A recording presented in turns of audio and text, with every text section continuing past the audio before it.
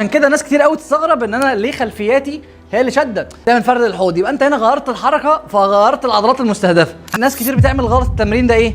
ان هي بدل ما بتحرك السباين بتحرك الحوض. الحته دي بقى مهمه قوي. ليه؟ ناس كتير وهي على التمرين ده بتخلي الباد دي او الجزء ده بيكون تحت، فغصب عنك وانت طالع ونازل هتلاقي حوضك هو اللي بيتحرك. ازاي؟ بتبقى قاعد كده وبتلاقي نفسك ان انت عمال تطلع بجذعك وتنزل بجذعك. بص كده ايه اللي بيحصل تحت؟ ايه اللي بيتحرك؟ المفصل بتاع الحوض هو اللي ايه؟ بيتحرك. فانت مهما طلعت او نزلت انت فاكر ان انت بتعمل حركه مفصليه للعمود الفقري، ولكن انت بتعمل حركه مفصليه لمين؟ للهيب. وعشان الهيب هنا هو اللي بيتحرك فتلاقي الجلوتس والهامسترنج هم اللي شغالين. وعشان كده ناس كتير قوي تستغرب ان انا ليه خلفياتي هي اللي شاده. انا ليه خلفياتي شاده والجلوتس شاده؟ ما هو يا باشا عشان انت بتعمل حركه ايه؟